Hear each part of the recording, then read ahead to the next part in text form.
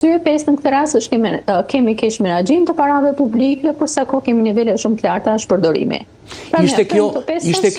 Ishte kjo skema e duhur që kishte Shqipëria për shkak të problematikës së skemës së vjetër të pensioneve e vetmja për të nisur këtë rritje pensionesh?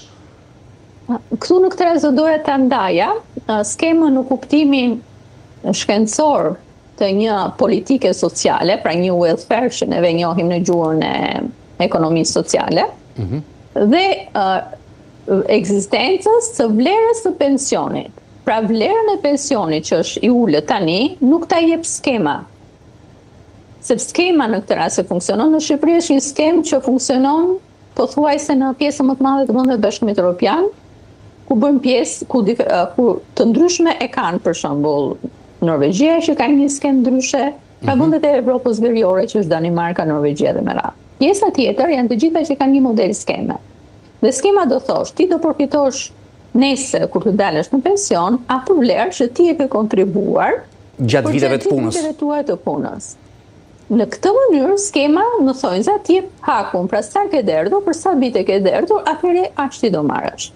Neve nëse referohemi atyre problemeve që cekën, pra duke patur nivele shumë të larta informaliteti, atëherë kemi gjithmonë në vitet e fundit një rritje të numrit të qytetarëve që dalin me pension të pjesëm, sepse nuk plotëson atë numrin 38 vite e 8 muaj si një periudhë maksimale për të përfituar ose dyshemeja e përfitimit të pensionit të plot. Pra këta qytetarë marrin një pension të pjesëm sepse nuk e kanë plotësuar. Kemi në këtë rast nivele korrupsioni, sepse informaliteti ka ardhur si pasojë edhe niveleve të korrupsionit, sepse ai biznesi që nuk i ka paguar kontributet, do thotë që në këtë rast ai ka paguar në mënyrë që mos ketë kapje ose mos ketë dënim nga ana e ligjit. Dhe ka kontribuar në gropën e pensioneve. Në gropën e pensioneve. Pra qytetari në këtë rast është ai dhe për faktin që kemi edhe atë mungesën tonë të kulturës financiare, ndër vite, se tashmë qytetarët po ndërvlerësohen gjithmonë më tepër, që neve thoni më mirë të kem sot, sepse nesër nuk e di është ajo dhe ai mendimi që pensioni duket gjithmonë si një periudhë shumë e largët, dhe të jemi mirë sot pa nesër shojmë e bëjmë. Po, por pensioni ka një gjë, që unë nesër, pra kur dal në pension, do marr dhe do kem atë të ardhur që kam menduar dje.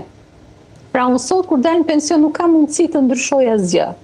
Thjesht do marr frytin e atyre kontributeve. E vërtet. Ndaj në këtë rast në këtë këndvështrim do thoja që skema në vetvete nuk e ka ajo fajin që ka pensionet të ulta, por zbatimi atëherë në këtë rast ka rezultuar në pensionet të ulta dhe elementi dytë është pjesa që gjithmonë në këto 32 vite, 33 vite që ka hyrë skema e pensioneve, skema e re, sepse pse themi skema e re, skema e vjetër.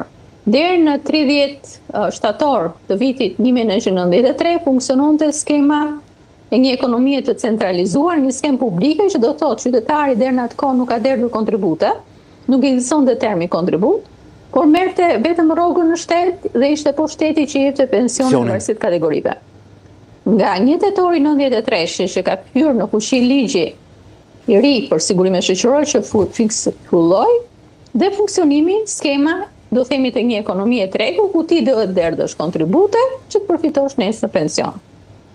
Ndaj kemi atë termin vite sigurimi, periudhë kontributive, dhe shumë herë bëjmë diferencën vitet e punës në periudhën e tranzicionit nuk do thot baraz me vite kontributive, nëse ti nuk e derdhur kontribute.